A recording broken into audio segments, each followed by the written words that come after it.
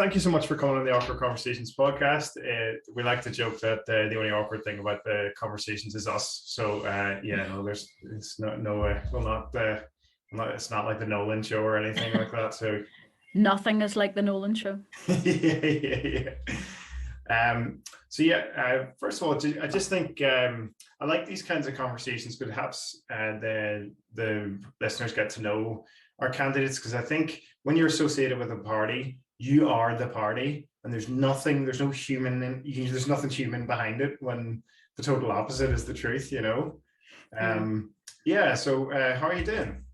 I'm not too bad. I'm actually relieved to be sitting down for this period of time, because I have been walking like a maniac for the past, I don't know how many weeks it's been now, so it just seems like forever.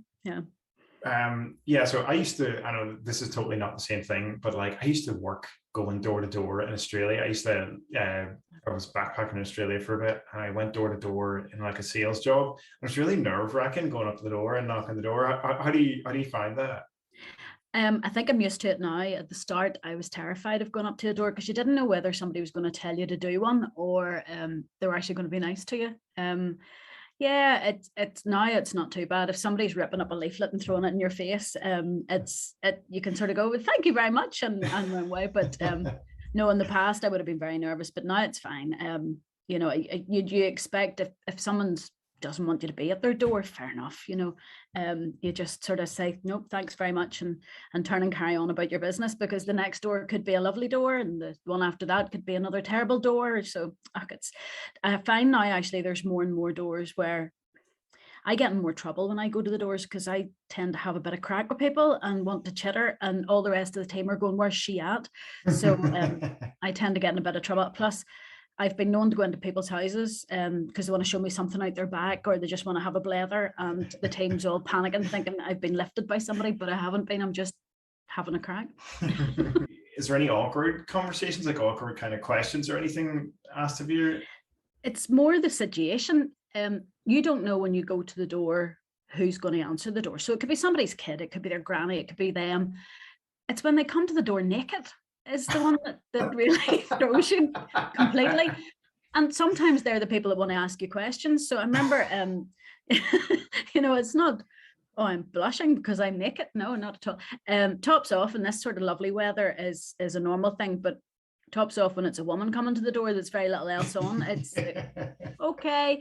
I remember one famous night, one of the people I work with went to a door, and thank goodness it was a stable door. So the top part opened inwards to a fully naked man who wanted to ask lots of questions about what we were doing about certain things. And thank goodness the bottom of the door didn't open. Yeah, we've had it in a rural area where I don't know whether somebody was expecting somebody else to be knocking the door for a door curtain to be used to cover their blushes. But it's interesting. The questions on the doors are always sort of similar things. People are asking, what he's going to do about X, Y, and Z this time of you going into government. But no, it's usually the situations. You'll find somebody up to their oxters and gardening, and they don't want to speak to you because they're too busy trying to pull a plant out or do something. And when you try to give them a hand, that can be a bit of messy. People usually in the middle of bathing kids or just about to take a kid to bed. I hate when that happens because I haven't been there myself.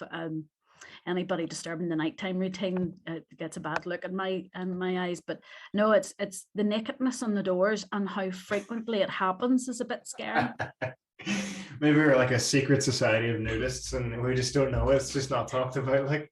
Yeah, in the cold of winter, but like that is a certain level of confidence, particularly for the males. It's not a confidence I share, so that's not. Yeah. Now, when we go around early in the mornings, I have to say that there's quite a lot of people in their jammies, and no big deal. But it's the budgie smugglers that come to the door. You sort of go, didn't need to say that, thanks. Like have you ever seen that show Naked Attraction? I actually avoid it like the plague, because I just have that old, when I was sitting in the living room with my parents when I was a kid, you can't look at anything sexy on the TV. So I know what it's about, but I haven't seen it. But yeah, that's basically what happens on the doors. Yeah. Like that show like boggles my mind. It cracks me up. Like I'm a teacher, and like you bring it up in the staff room, and there's kind of that awkward silence, but everyone knows it, has probably seen about 20 minutes of it at least, and no one wants to admit it. And I remember one day, like, one of the teachers said, "Oh, you know, it is absolutely disgraceful." In one episode, she was talking about this, and then she was talking about someone else in another episode. I was like, "Hang on, you're outraged, but how many episodes did you watch?" You know? Yeah, no, it's not my cup of tea at all. But no, I still have that sort of cringe. You know, if anybody started even kissing goodness in the 1970s, I'd be crawling away going, my dad's looking at me and he's seeing me seeing that on the TV. Yeah.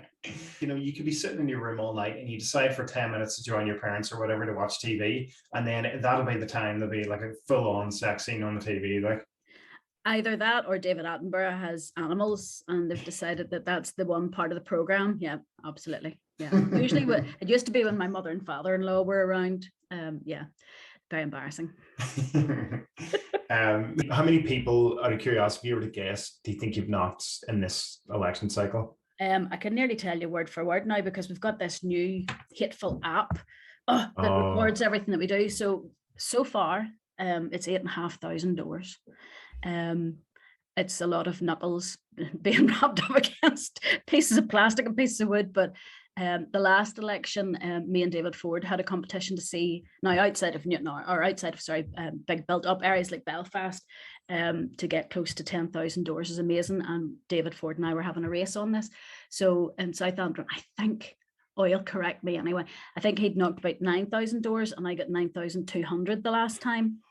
So I beat him. The master at canvassing. I actually beat him. But I have to say, this time there's been because the good weather has kicked in recently, there's a lot of people not home. So I'm sure that I will get complaints from people saying you put your letter through, or you put your leaflet through the door, but you didn't speak to me. You weren't home.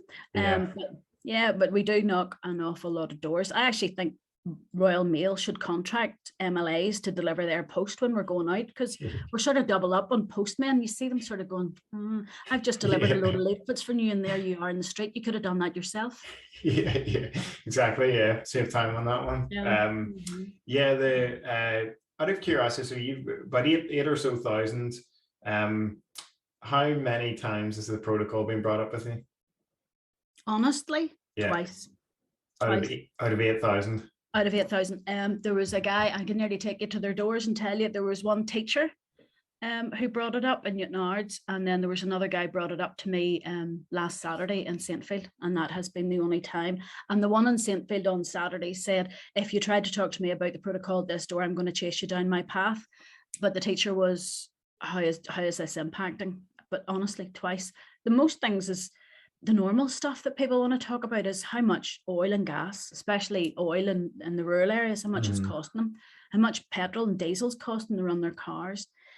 A lot of them are getting very annoyed about the Unite Union strikes coming up, because they're going to have to find childcare, and childcare is expensive enough. A lot of people talking about just waiting lists, health, the usual stuff. So protocol, I haven't found it coming up. And to be honest, our team, we drilled everybody and told them, if somebody's talking about the protocol, this is what it means, and this is what's happening, and this is the current stuff. Apart from me, I think of the rest of the team, I think one or two of them have had one person speaking. So it hasn't been a big thing on the doors. It's crazy how much airtime it's getting for something that, like, it seems objectively is not an issue for voters.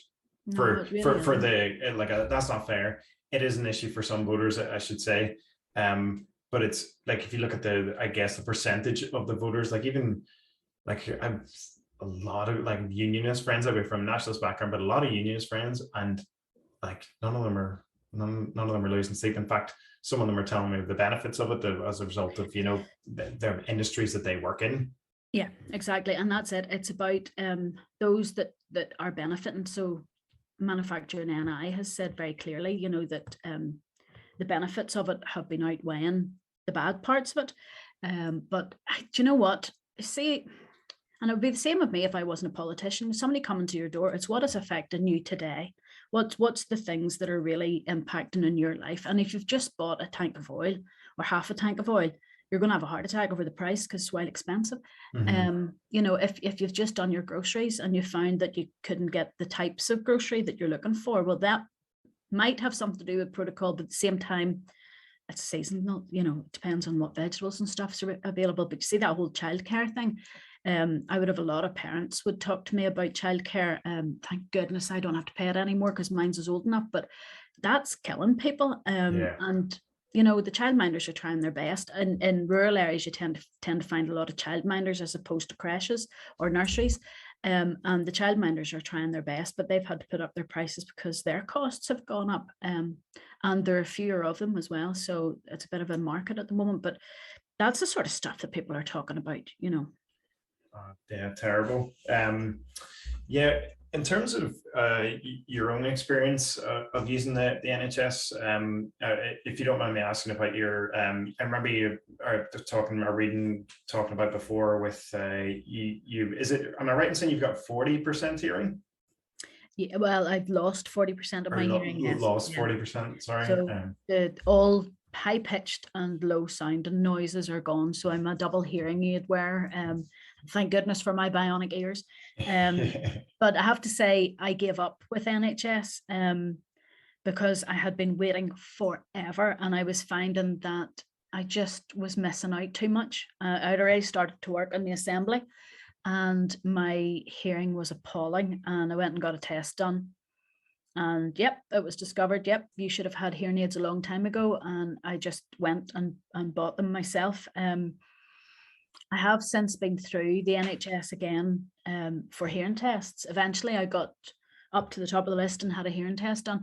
But because I had bought hearing aids, I'd said to the NHS doctors, I said, they were going to give me hearing aids that day. And I says, I'm not going to use something that, you know, because I have already got hearing aids. So what they did then is they took me off the system, the NHS system completely. So I will need to go back and I will need to get hearing tests done. But because I didn't take the NHS hearing aids, I'm off their system and I have to start all over again, another 4 years waiting. But it's a bit frustrating that way, just for something as simple as getting hearing aids. And as soon as I was in the system, it was like almost immediate. You know, you do have a lot of hearing loss. The only way that you can maintain, you know, a level of hearing that you can still work with and get communications from other people is to have hearing aids. They were going to sort it out there and then, but unfortunately, very strange system. So we have hearing, it's a bit like opticians. So if you imagine you go to, you think, right, my eyes are a bit blurry here, I can't drive at night without seeing a bit of stripes coming off lights, I'll go and get my eyes tested. So you can go to somewhere in the high street and you can get your eyes tested and you can go and buy glasses. Hearing's a bit different because you could go into the Specsavers or any of those other companies are available, Hearing Direct, and you can get your hearing tested and you can go and buy it. But if you want to go through NHS, you have to go to your GP for your GP to refer you to a hospital to get a hearing test done. I don't know why you just can't go automatically to the hospital to try and get an appointment, because you're tying up GP time, asking them for something. And it's down in my records that I'm partial hearing. So why do I need to go back to the GP to ask them again to arrange for me to go to the hospital? So I think there's an awful lot of wastage goes on in the NHS. There's an awful lot of things that we involve GPs in just to get their tick box done. And maybe this, I know the telephone triage system, a lot of people don't like it. I actually think for something like that, where I just need a referral to the hospital for another hearing test, would actually be a lot easier. There's some things I think we could just streamline so much better and take a lot of that waiting time out of the system, because it seems to be once you've got through all that waiting and you get to see a consultant, things happen very quickly. It's almost comical, like, you know, fastest finger first, phone in the GP, you know, you just sitting with your finger on the phone tapping away, redial. And then when you get through, they go, we have no more appointments left today. Phone back tomorrow morning at 8:30. Yeah. And then I could imagine that's maybe people end up in A&E as a result of you know, just constantly missing out, and then problems get bigger, you know. So it doesn't. Yeah, or people are going to A&E. And I have to say, when the last time I spoke to the chief executive of one of the local trusts, they said that they were very mindful that people going through the doors of A&E there was an impression being given that they were in the wrong place, that they should have been with their GP or something like that. But she was saying the majority of people who are going to A&E now are those people who genuinely cannot get to a GP and have no choice but to go to A&E. But I do remember a friend of mine who worked in A&E got very angry one evening when a lady turned up, tea towels all wrapped around her hands, really, really sore hand, holding it up. And when he took it all off, what had happened was she'd shut the door on her false fingernail and it had tugged on her nail and hurt her and made it bleed a little bit, which is sore, but it's not an emergency that needs an ambulance. Yeah. So that I think we have to respect our A&Es as well. For instance, we have minor injuries clinic in Newton Ards. Fantastic. You can waltz in there anytime and the place is sitting half empty. And you can get x-rays done and you can get lots of stuff done and you don't need to go anywhere near A&E. The last place I think I would ever want to be in this planet is A&E on a Friday or Saturday night. Good grief. God, yeah, it's awful. Awful for the staff, awful for people waiting. And to be honest, some of the patients in it are just, oh, it's awful. And you see the ambulances piled up as well. So we need to do something about our A&E. And I know pharmacists are doing a bit more now, but yeah, those minor injuries units are a godsend, and I think more people should use those. I know, it was quite funny. Well, I probably shouldn't be laughing at it, but it was like it was Halloween one year, and it was outside where Dempsey's used to be in Dublin Road, and there was these two guys got in a fight, and one guy was dressed as a banana, and another guy was dressed as a chicken, and they were beating the pan out of each other, and they both ended up having to get treated for, like, it wasn't anything too serious, but they were both taken away, and they were trying to get the suits off to get them checked over and all. And it's just like the stuff hilarious. Those guys see in A&E on a Saturday night must be. I know it'd be one of those ones where what comes next, it must be incredibly pressurized, and the number of people coming through the doors. But some of that on a Friday or Saturday, and you can see even the cops that are standing A&E. Oh yeah. It's just like, right, okay, what has happened here? Have we just turned into a society that has just lost its whole ability to be normal? It's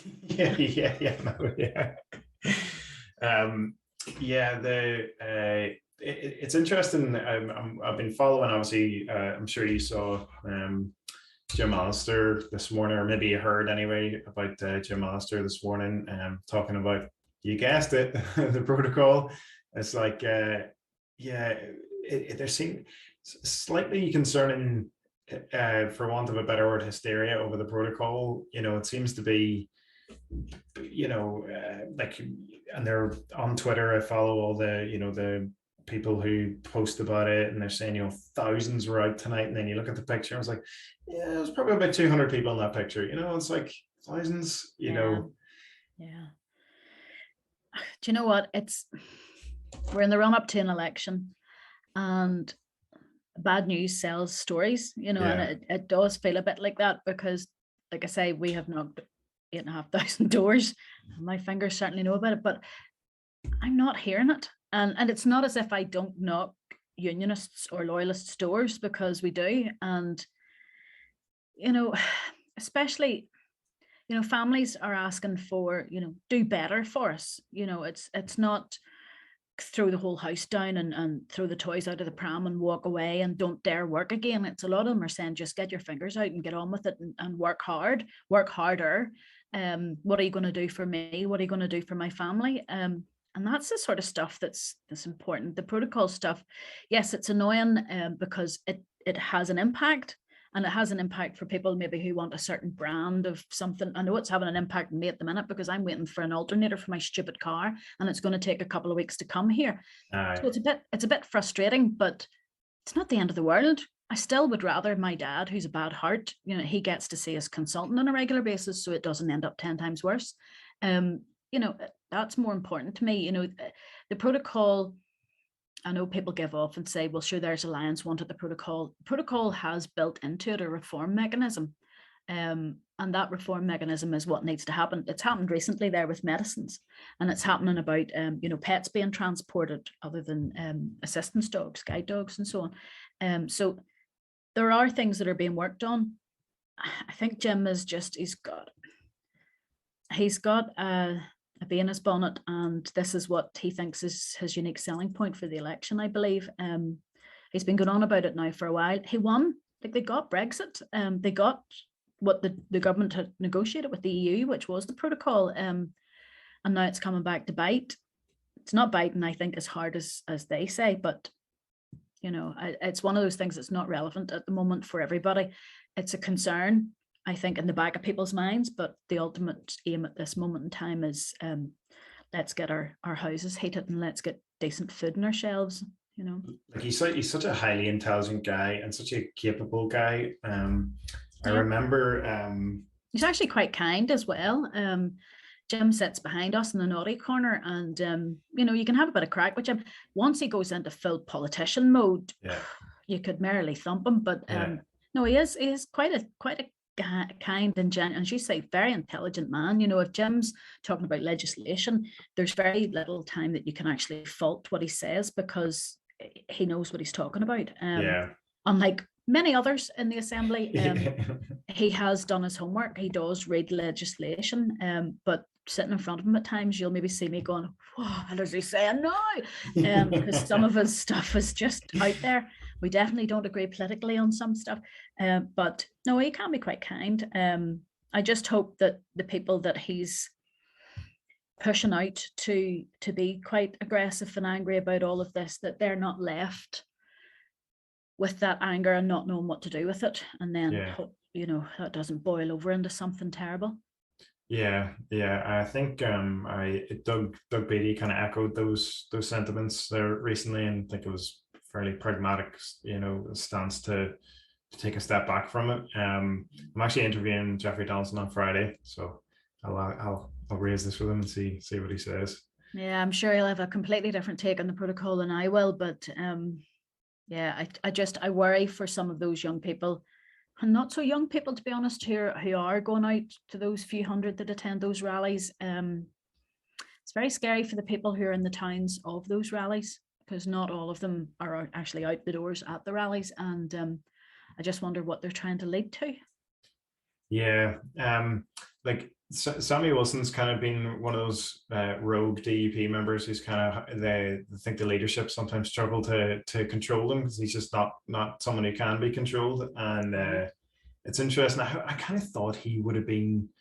I kind of thought, you know, he would have maybe jumped ship to TV by now, but maybe that'll be in his future. I know. No, I don't think so. I think TV's too much for Sammy. Sammy's quite senior in the DUP. I can't see him jumping to another party. He's not really ready, I don't think, at this stage to retire. But yeah, he's an interesting character. I don't know whether the DUP know whether they're punched or bored with Sammy, because he tends to go on solo runs quite often. But yeah, I thought at one stage he would have been their leadership material, but it hasn't seemed to have come forward for him that way. Yeah. And sometimes that's the problem when someone's been in an organization, whatever the organization is, for a long time and maybe haven't gone to the leadership position they wanted. They can be quite challenging to manage in that organization. Yeah. I think a lot of people just know when to retire. Yeah. I watched David Ford. There's not too many politicians who can come out of politics after being in it for so many years and actually be respected by so many people from no matter what party. You know, he did it right. He waited till he was at retirement age, and then he just went, right, that's it. It's time for me to go. And do you know what? He's having far too much fun now, which I'm very jealous about. Yeah, the other thing I wanted to ask you about, and again, only if you're comfortable talking about it, is what really an extraordinary level of I don't even know what the right adjectives would be, maybe tragedy and adversity in terms of the amount of miscarriages you've had, and then the miracle that is your daughter now. You know, Yeah. are you comfortable talking a bit about that? I am. I wouldn't have been at the time, but I was a bereavement counsellor for a while for Remember Our Child locally here in Northern Ireland. It was sort of like an unofficial get together of parents who'd been through miscarriage, and I have to say thank goodness for them. There was a lady, Lavinia, who ran the group. After my first miscarriage, she certainly helped me quite a bit. It wasn't physically that I was in such a mess, but emotionally, I hadn't known anybody else who'd been through it and struggled probably with what now looking back was post-traumatic stress. Yeah, it was horrendous. So yeah, unfortunately, of my 14 possibilities, my one and only, my seventh, my Sophia, is the one that survived. Now, I had miscarriages, I had failed IVF, I had quite a lot of fertility difficulties, but the miscarriages themselves, I have to say, took took it out of us quite so much. As I say, 6 before Sophia, and then another 7 after her. It wasn't the easiest for us. It was certainly one of those times in my life where it was keep going if we want to have a family. But it was soul destroying. Every time I got pregnant, it was let's go for another scan, and be prepared for the worst to happen. Either has already happened or it's about to happen. The last one I had was only 42.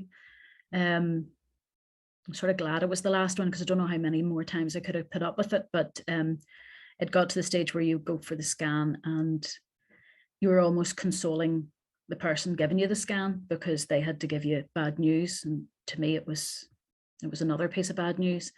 I remember actually going for the scan when we were having Sophia, and there was a heartbeat there, and I nearly leapt off the table, and they were sort of going, but you calm yourself down because you're getting an internal scan.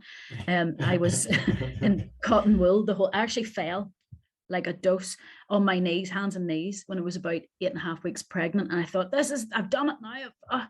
After all this time waiting for this, I've wrecked it. But thankfully she stayed where she was. It's one of those things, sadly, that you don't know why it happens. You blame yourself completely. What did I do wrong? Did I twist the wrong way in the car putting a seatbelt on? Did I do too much exercise? Did I not eat something right? And it's horrendous. And it's one of those very taboo grief that not a lot of people may know that you've been pregnant, because mine's all happened fairly early on. But through the Remember Our Child and Crew's bereavement services, I got to know some amazing women who'd been through the crying times like me, and through the times when you hated the television because every other advert was about baby formula or nappies, or just families that weren't having a great time and you were jealous because they had children and you didn't. And just that horrendous period that you go through. I was very fortunate that my other half stuck with me, and I stuck with him.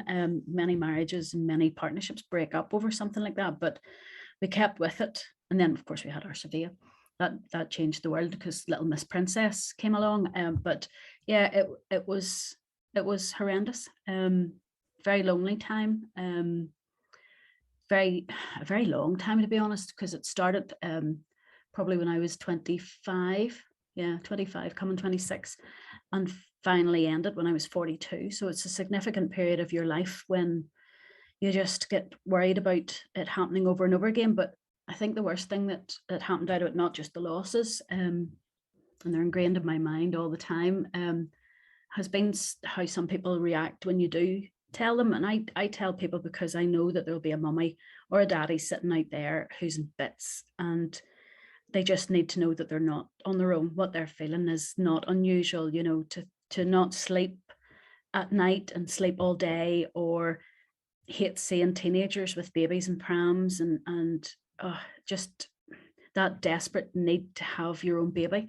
And the Aching Arms, there's an Aching Arms, it's actually called Aching Arms group that deal with people and that trauma that people go through. And even nurses and midwives and the people that treat you in the hospital, the trauma that they go through, we try to help them as well. But what hurt me the most was being called a baby killer.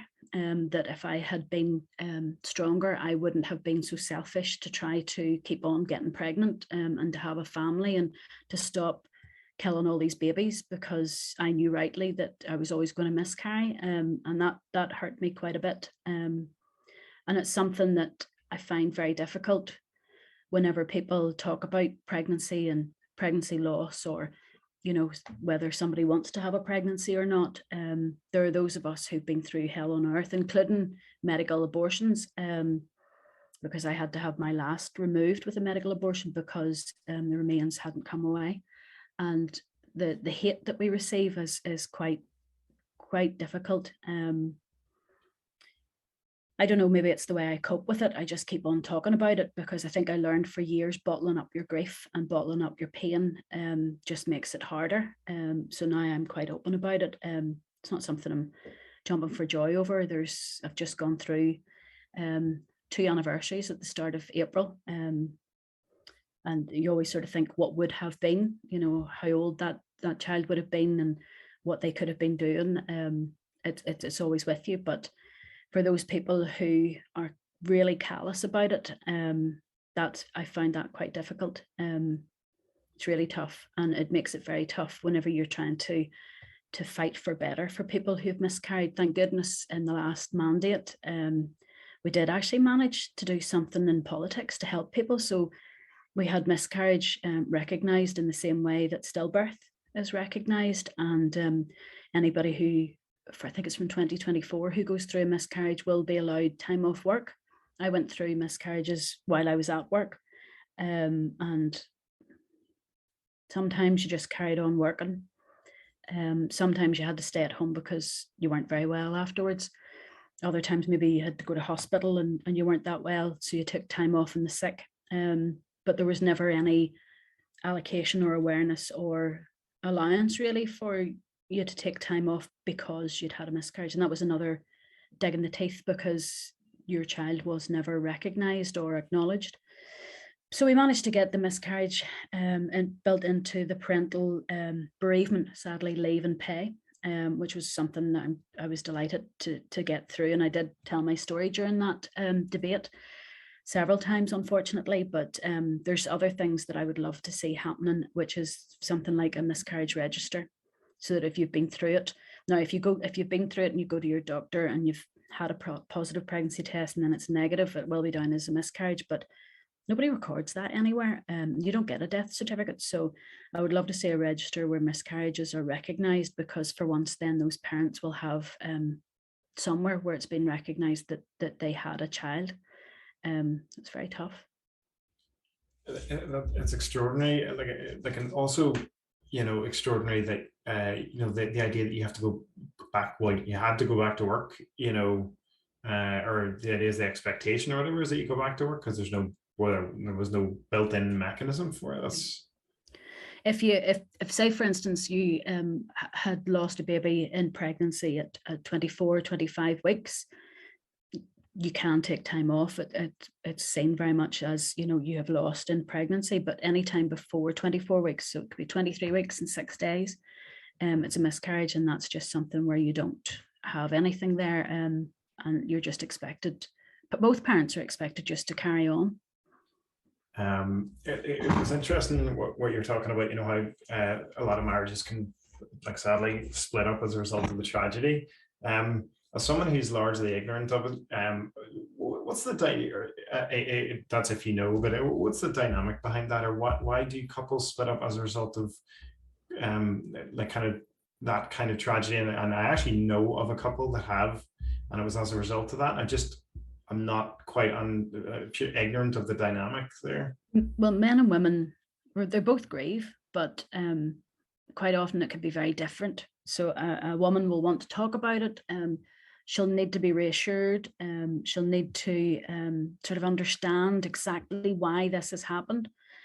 A lot of men who I've spoken to have been through it are just, they feel guilty because they don't have that pain, the physical pain that is happening within the woman's body, but then they become quite technical. So what they'll want to do is protect their partner, be the person that makes the dinner and gets the house sorted out and make sure that work is there and things are paid for, and it's just different ways, whereas the woman just wants him to sit down and talk to her and talk about it and keep talking about it. And quite often it just gets to that point where you don't have any answers to it, and it just tears people apart. The other thing then would be, if you already have children or you want to have children, it's how quickly then that you try again. And for one side of the partnership, it may well be, if she gets pregnant again and this happens again, this is terrifying. She could be thinking the same thing. But it becomes so incredibly tense and pressurized that some people just can't go through it. It's just so hard. And it's really sad to see that happening, because they're both the parents, whether they're married or not, they're both the parents who are suffering. This is the big thing. They do need to understand and be able to talk as much as they need to talk to be able to get through it. You wouldn't expect somebody who has lost a child or a mother or a father or a grandparent to never mention them again or never think about them again or anything like that. So to lose a child in pregnancy just because you didn't get the opportunity to hold that child, everything that you wanted and thought about what they were going to be or who they were going to be doesn't disappear. And that quite often is very hard for the parents, because they can't turn around to, you know, their mates and say, oh, there's your wee one's just turned 3. Mine would have been 3 next week, because people don't want to talk about death. And it's just sad that that type of communication can't happen. And unfortunately, it just does lead to breakup of some relationships. It can also lead to breakup within families, because you could have a couple or a person who's suffered through a miscarriage, and their family never knew about it, and they can't explain it to them why they can't cope with the new niece or the new nephew's birthdays, or, you know, why they're not getting pregnant, or maybe the mother and father-in-law are mad keen to have their first grandchild, and you know, they're not producing it for them, and what's going on. So it's a lot of pressure, and it tends to happen for people, you know, who are in new relationships, settled down at a time when maybe they've just got married, or, you know, they're under the pressure of getting a house and all that sort of stuff. So it's just this keg of emotions.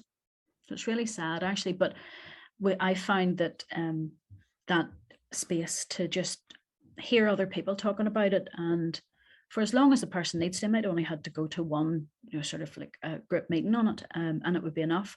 Or they would go for maybe 6 months, and that might be enough. Some of us went far too long. We've got friends and went for 3 years, but we ended up being then bereavement counsellors out of it to try and help others. I remember I used to do the 24-hour line, and I would have my phone available at night for anybody that wanted to phone through just in those wee dark hours. And I remember I used to get a regular phone call about 5:30 in the morning from someone who just wanted to know if I was okay, because it was something that they got to, you know, are you okay? Yep. And then put the phone down, go back to sleep. And it was just something to keep their heads on their shoulders at that stage. But it's a tough time for people, physically and mentally, especially mentally. It's very hard. So you became a bereavement counsellor. Was there ever times when that was a bit close to home, when people were sharing their stories with you, to the point where you felt like negatively affected by it, just because it was maybe bringing up painful memories for you? Or no, the way that it worked was it was only when you got to the stage when you could actually speak and cope with it yourself that you would go down that road, because what you don't want to do is the person who's calling you for help is put into a situation where you're crying on their shoulder. We also had a rule that if the bereavement counsellor themselves was pregnant, that they wouldn't continue to do the sort of phone calls and the meetings, because you always have that thing running through your head that this could happen again to you. So we were very careful with people who were the counsellors to make sure that they were supported. We attended proper training and everything. I remember having to go down to Dublin to be trained. And there was always, you know, that sort of feed into the wider group, you know, how are you doing, or how are you coping with someone? And to be honest, I felt very isolated and alone when it happened to me. I never wanted that to be for someone else. And even just me shutting up and letting somebody say what they needed to say, no matter how weird and wonderful it was. If that could get them out of their depths of depression and their grief. I remember actually I had a wonderful GP after my first, and I went to him eventually. I was very, very low, mentally very low. And we discussed sort of what I had planned to do and all this sort of stuff. And he really looked after me, but it was because he listened.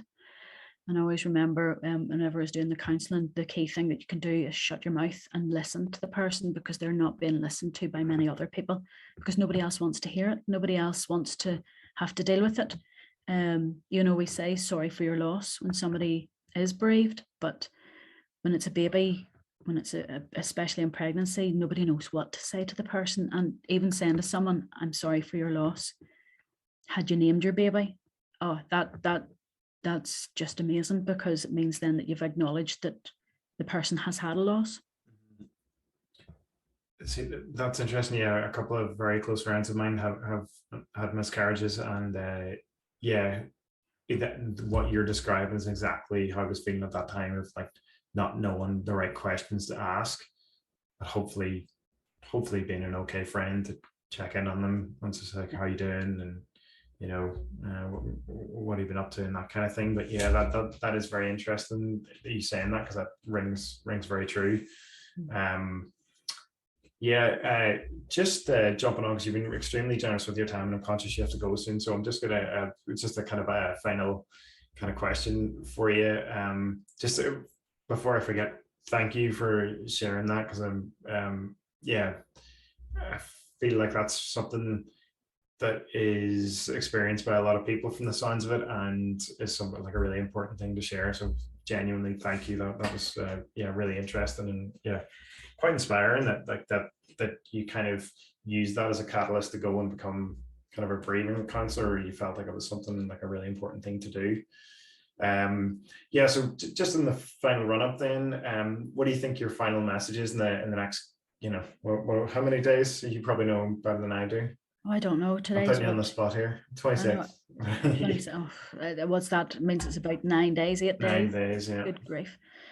Do you know what I always say to people? They're going to vote whatever way they're going to vote. I'm not going to change their minds too much. It's Northern Ireland after all. But do you know what? I've had the privilege of the last 6 years, even though 3 of them, yes, I know the assembly was down, but I had my constituency office was still going at that stage. Thank goodness. But do you know what? David Ford was right. He told me whenever he was talking me into running for being an MLA, he said to me, you enjoy helping people now through your community transport work. You can help more people when you become an MLA. So to be honest, all I want to do is continue that work. A lot of it's very hidden. A lot of it's behind the scenes. A lot of it's to do with benefits and housing and helping people who are in trouble locally. And that's the sort of stuff that I want to keep on doing. And if I'm lucky enough to be elected again, I can't wait to keep going. Thank you so much for taking the time to talk to us. And thanks for coming on the podcast. No problem. Thank you very much.